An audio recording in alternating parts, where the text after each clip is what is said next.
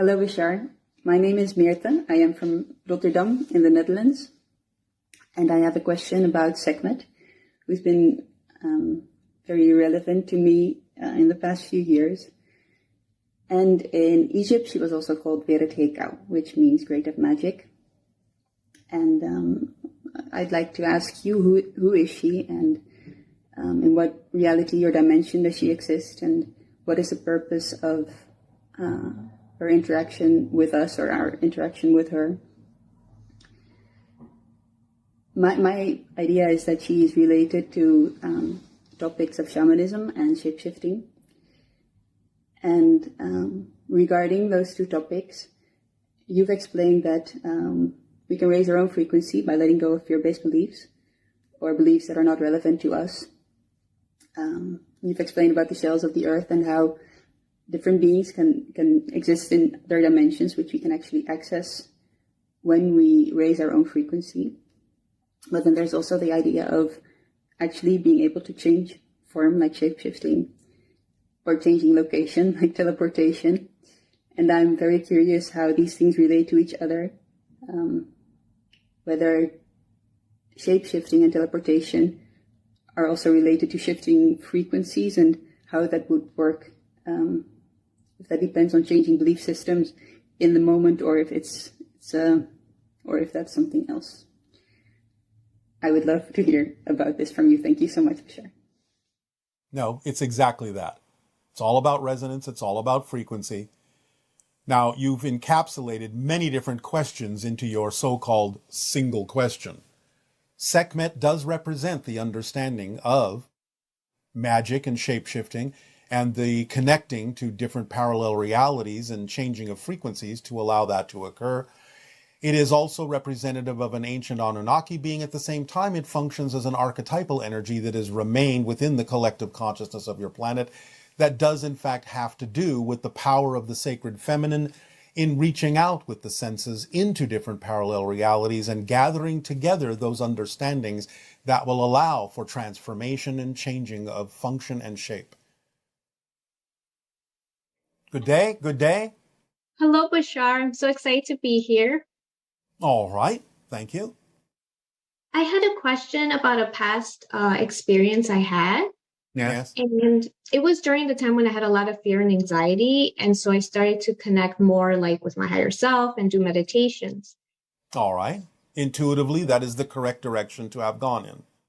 Thank you. So I woke up one early morning feeling paralyzed, and I started to hear like a melody, a dial tone.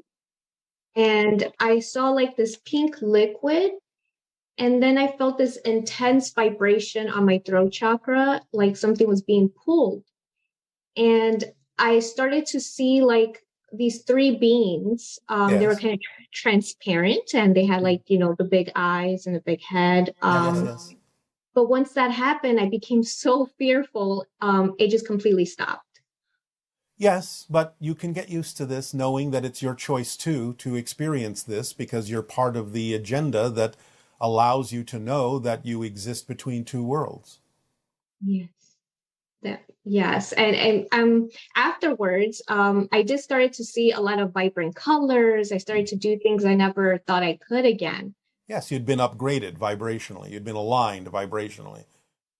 So I was wondering, like, who these beings were. What kind of connection do I have with them? Do you understand the hybridization agenda? Sort of, yes. All right. Well, they were quasi-gray beings, but in a slightly altered state, in between your reality and theirs, which is where they brought you. As we often say, many of these encounters happen in a slightly altered vibrational reality other than what you consider to be your physical reality. It still has traits of physicalness, but it's not your particular dimension. Many people are brought there because it's easier to help align people vibrationally in that particular state. So they understood that you needed some alignment. They were willing to help with that because you're part and parcel of their particular project as well. Okay. So would that mean I would have hybrid children? Yes. Oh, okay. Is there a way I could connect with them more? Yes. Use your imagination. When you think of the idea of hybrid children, how do you feel? Nurturing. All right. Then anytime you go into a meditative state and allow yourself to express that nurturing energy, that can form a stronger connection for you to any of them. Okay. Yeah. I'm definitely going to do that. All right. I also had a question when I do like these Reiki sessions or Akashic records. I usually get these visualizations of like other beings, and my clients sometimes feel them, like, that there's more people in the room. Yes. So I was wondering, are they part of that, like to do the sessions? They're there to help. Mm-hmm. They're there to help. You're tapping into your resources. You're bringing them to bear to help you do what it is you do, because it's part of your project too. So you will never, in that sense, be alone when you're doing those things, because you have asked them to be of assistance by providing their energy, by providing an environment and an atmosphere that can be of help to others when they are immersed in those vibrations. Okay, that's wonderful. Yes. Also, we've been seeing more activity like around my apartment when I use certain like smoky quartz crystals or clear out my apartment. Yes. Well, it's organization, it's clarifying, it's allowing you to use permission slips that give you more opportunity to align yourself, to clarify yourself, which expands your senses and allows you to experience more things that were heretofore invisible to you, that will become visible to you over time. Oh, okay. So just continue doing that and it would just happen more frequently. Yes, because you're training your senses to perceive beyond the physical. There are things around all of you all the time that you just don't see. But when you expand your consciousness, when you practice living in your true state of being more and more, then your senses go along for the ride, and they are capable of stretching out to experience things that were heretofore invisible to you. You bring more things into the realm of your senses' capabilities of perceiving. Okay. Yes, that makes a lot of sense. I know, that's why I said it. Yes. I also wanted to ask whether it's like, guilt or any type of emotion that gets stuck in the body. Nonsense. Nothing gets stuck in the body. You stick it there by your belief systems, by holding on to it because you believe you need to, for some reason, because you believe the alternative would be worse. As we just explained, the idea of guilt is self-judgment when you experience an alignment to tell you that you've been out of alignment. But why wallow in the self-judgment and continue to perpetuate the idea of guilt and shame instead of learning the lesson that the feeling you're calling guilt is simply a rush of alignment energy to let you know that you've been out of alignment, and then give you the opportunity to take responsibility for having made the choice to go out of alignment by bringing yourself back into alignment, making the choice to go back into alignment with your true vibration instead of continuing to be in the negative state by continuing to wallow in the guilt and the shame. You're not learning the lesson if that's what you do. Yeah. Yes, that's a good way to see it, actually. Yes. Guilt is just a barometer to let you know how misaligned you might be with your true self.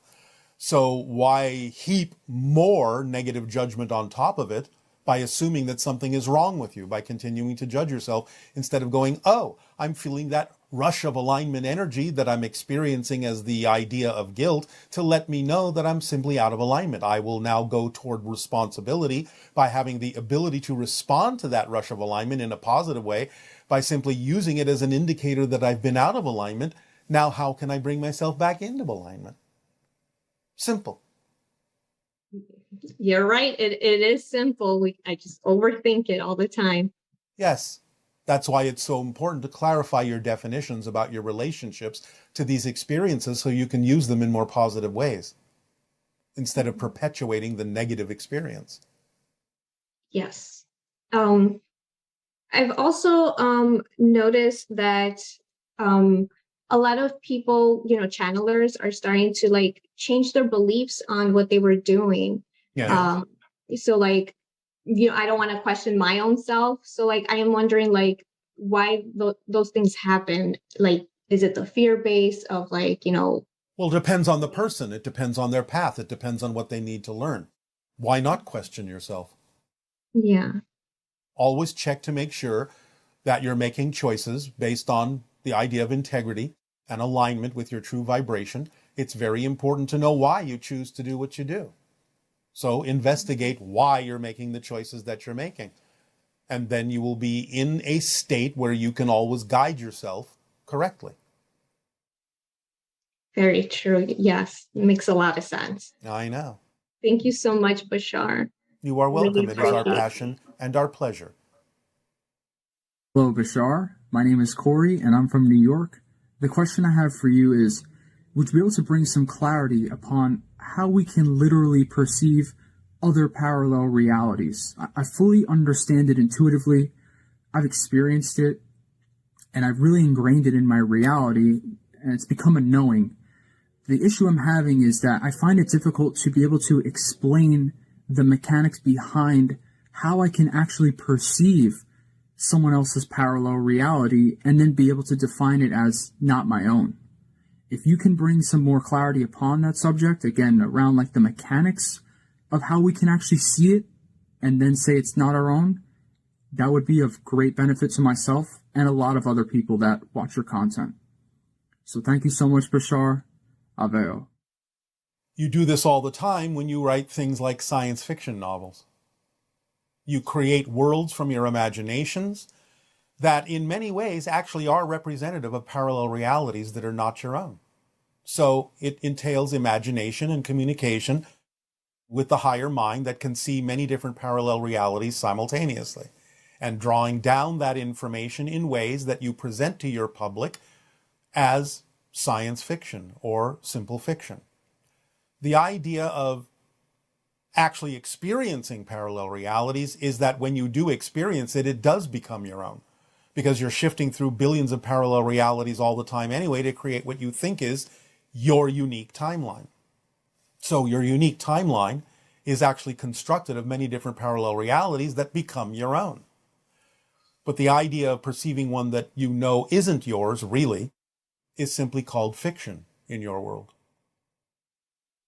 Good day. Good day, Bashar. Good to be with you on this day. So happy. This is All right. All right. And you as well. Yes.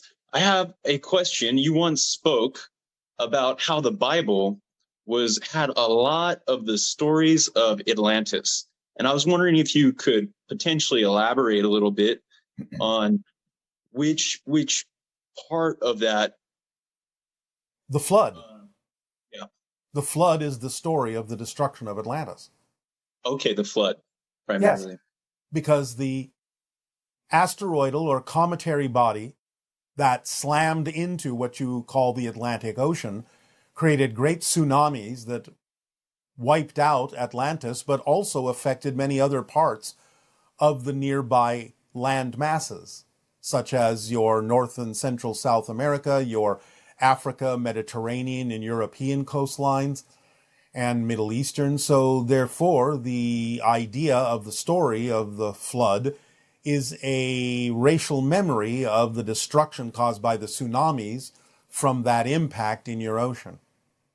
Awesome. And how many ancient cultures were given the information of the things from that time to our prehistory of the precession of the equinox and the coming of the golden age? Given by Atlantean survivors, you mean? Yes. Well, Egypt obviously was given information. Many places in Europe were. The British Isles were given a lot of that information. Some information was also spread back into the North, Central, and South American continents. And the idea of it stretching all the way into your Asiatic continents, the buildings of certain structures, such as pyramids around your world, and so on and so forth, certain kinds of temples that align with the idea of stellar phenomenology, are in general representative of some of the ancient knowledge that the survivors of Atlantis spread around the world to help people understand that these things do happen, that these cycles can reoccur, and to prevent such destruction from happening again if possible. Excellent. And are these beings, did they achieve immortality? Are you talking about Atlanteans? The Atlantean priesthood? Physical immortality? No. No. Okay. No.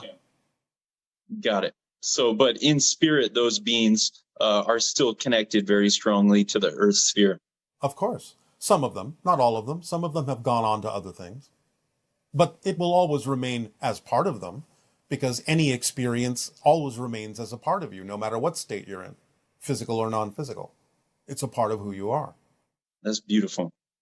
And I have a question about the Ark of the Covenant in the same proportions of the coffer and the Great Pyramid. Were those the same dimensions? There are relationships between them. They're not absolutely the same dimensions, but there are similarities in ratios that work in both of them. Got it. Because you once talked about the coffer and the Great Pyramid being a certain dimension with the granite, so you could... Yes. So it's more about the idea of resonant ratios than it is actual physical dimensions. It's more like scaling something up or down, but making sure that they still contain the same energetic ratios. Okay, cool. And they were used for different purposes. Yes, it can be. Yes, well, the Ark of the Covenant was more of a step-down transformer of energy for what? For a variety of purposes, yes. For communication, for energy release, for providing certain kinds of vibrational states, different applications for different needs at different times. It could be adjusted. Okay. Is it true that, like in the movie we have of Indiana Jones, where the Ark of the Covenant was talked about how it could be used for malicious purposes as well, or purposes in the wrong hands? It could. It could. Again, like any device, like any equipment, it can be used for positive or negative reasons. Yes. Was this a standard part of technology in the Atlantean civilization that was given to Egypt? Again, the basic premises were understood in Atlantis, but it wasn't exactly used in the same way. It's all about resonance. It's all about frequency. It's all about ratios and proportions and relations between them. So the basic concepts were understood, but they weren't used quite in the same way. Okay, how would they be used different? In Atlantean times, the vibrational resonances that existed in the Ark were used for the propagation of light and energy. Okay, because this had to do with more of their crystal technology in those days? Yes. Okay, very cool. And an important question I have to ask, which is going around a lot right now in the New Agey community, is this big shift of integrity and people working through all sorts of different things. Yes. But I feel a huge misunderstanding in the New Agey community is people misunderstanding the idea of right and wrong, how you speak about it. Yes. Because I know you are talking about positive energy and negative energy. Yes. But people will take these things of right and wrong and, create kind of a not clear life of having a grounded moral compass. Yes, of course. There is alignment and there is misalignment. And many people will have misunderstandings and misinterpretations of many of the concepts that we have discussed with all of you, because they are not necessarily as practiced as they could be and not necessarily as refined in their understanding of these concepts. In a sense, I'm going to put it in an old kind of colloquial way. Again, not meaning to be negative per se, but you'll understand it through this simple mnemonic. Many people know just enough metaphysics to be dangerous. Yes. When they arrive at a certain point of understanding, they think they know enough. They think they know it all. And therefore, a lot of their applications are misguided. They don't take the time to go more deeply into their understanding of how things actually work. and therefore they can be misled and be misleading to others and misinterpret many different kinds of things. So again, it's about either really truly being clear and having a deep understanding, a clear understanding of how things work, or not. But again, it's up to each individual to decide for themselves what they do and don't align with, and that's part of the experience and part of the process. So it also helps us determine who actually is ready and is not ready for contact. So that's okay. Yes. And I have a lot of born again Christian friends, Yes. you know, that that were from the New Age, and found Jesus and everything, Yes. and now they cast everything aside that is not Jesus. So everything is. And they don't actually understand Jesus, Mm. because there have been many misinterpretations and misrepresentations and misunderstandings about what Jesus actually said and what he was all about, because a lot of the dialogue that came from him and others around him have been altered for the purposes of political power and certain kinds of gain, and therefore you don't really have an absolutely thoroughly accurate representation of what was really said at the time. Plus, in not understanding Jesus in the full capacity of his expression, then many people who purport to understand him or purport to believe in him actually have no understanding of the fact that he was presenting both a male and a female aspect in the Mary of the Magdalene.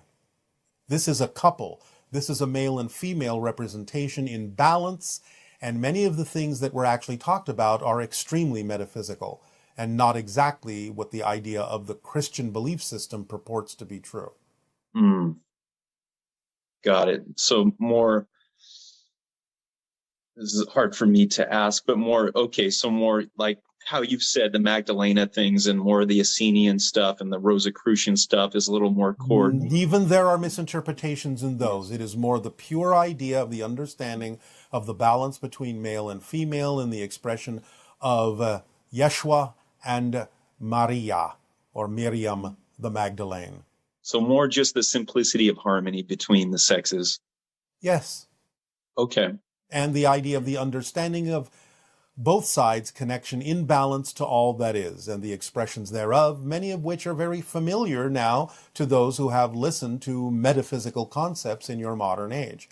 A lot of what was expressed that can be found in the Gospel of Mary Magdalene are actually very metaphysical concepts as you would recognize them in your modern age. Remember, she was his chief disciple. Yes. Beautiful. So very, very simple. It almost connects to just yin and yang and the basics of proportion. There is a book that exists on your planet that may be of assistance to you in understanding some of this.